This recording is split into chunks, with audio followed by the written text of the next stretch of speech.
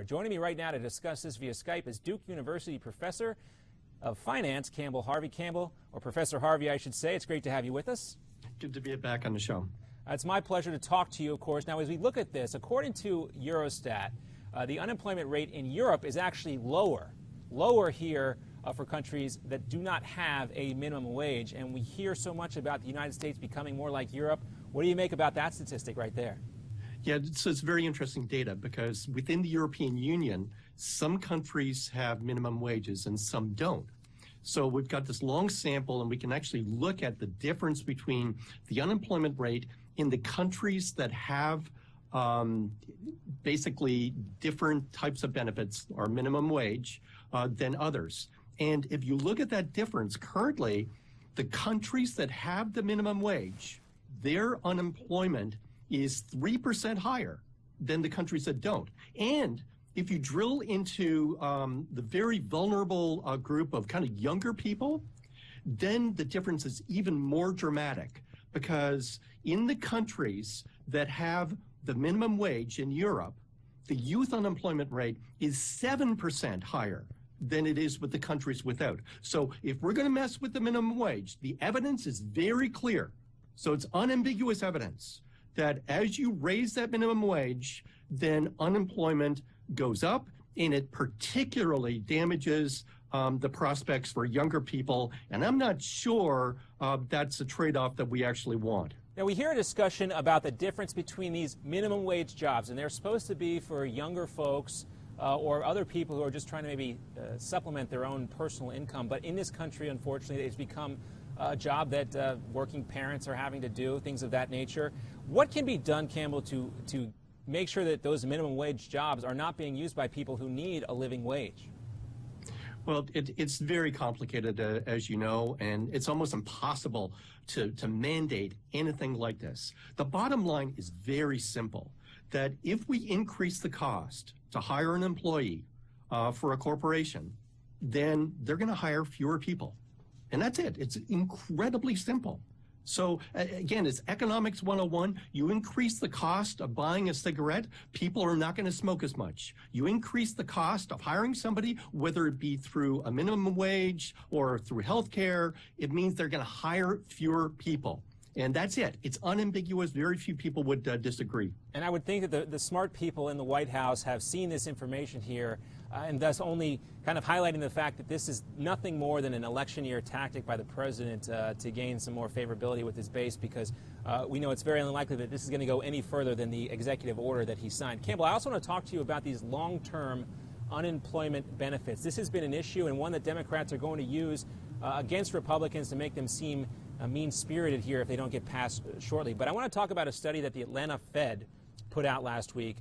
Today's unemployment rate would be 0.5% lower, which is a big number when you're talking about unemployment rates. Would be 0.5% lower if there were no extended unemployment benefits. What's your take on this?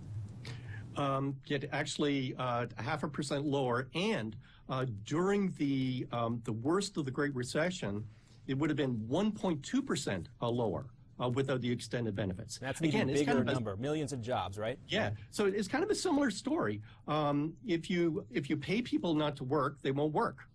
There is a logic to some unemployment benefits because it helps people kind of match their productivity with a good job. But after a while, basically it's a disincentive to find a job. And in my opinion, the longer you're out of work, you kind of lose your skills. And we would be much better served to have the longer term benefits tied in a mandatory way to some sort of retraining. We actually have to do something. You actually have to build your own human capital so you can actually go into the workforce and get at least the job of the skill that you had before. Right now, if you're out of work for a long period of time, you lose your skills. And basically, you get into this loop where you just need longer and longer and longer unemployment benefits. Yeah, and Campbell, I want to bring in, or Professor Harvey, I want to bring in David Patton, Newsmax Magazine senior editor. David, the guy I keep thinking about when you hear about job training and you hear about the fact that if you don't extend these unemployment benefits, that there will be more people in the workforce, is Newt Gingrich, a guy who's been talking about this ever since the 1990s when he partnered with Bill Clinton, who said that the end of big government, the era of big government is over. And his statement that the era of big government is over is over. Yes, apparently it's over. But you know, Newt Gingrich has a very analytical approach. He's looking at the objective data, as is Professor Harvey.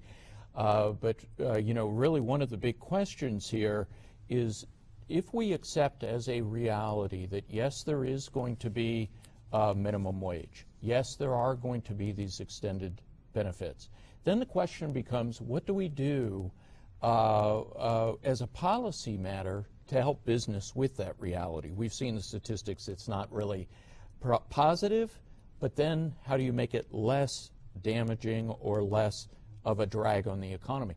And it seems to me that the notion of simply going ahead at some point in the future, not right now because the economy is down, linking minimum wage to CPI, and it won't be a perfect solution, but from then on, business will know, they can calculate it, they can plan for it. It would be a saner way to do business than what we do now. CPI being the Consumer Price Index, that is somewhat obscure to a lot of folks, but important because it talks about how much things like milk go up every single year. Campbell Harvey, real quick, before we let you go, I wanted to talk about this issue here. What do you think about David's comments? Is there anything that we could do to incentivize maybe tax credits for companies? Is there enough there for these job training programs, or is that something better left to local municipalities and governments? Well, anytime you start trying to legislate anything like this, you're going to have a problem. I would much prefer having a very simple mechanism whereby you can get the extended benefits if you show up at your local community college or your local university and take a course. And I frankly, any type of enhancement of the human capital through any type of education is better than not. All right, great. Professor Campbell Harvey at Duke University, always great to have you on the show. Fascinating conversation, important issue. Thanks for being with us. We'll have more here on the program coming up right after this. We also want to get more of your comments from social media. Tweet me directly, JohnB_Newsmax, or any of us here at the program at Newsmax TV. When we come right back, we'll have more of our interview from today with General Michael Hayden, what he has to say about the Obama administration's latest military cuts and what it means for your national security. We'll be right back after this.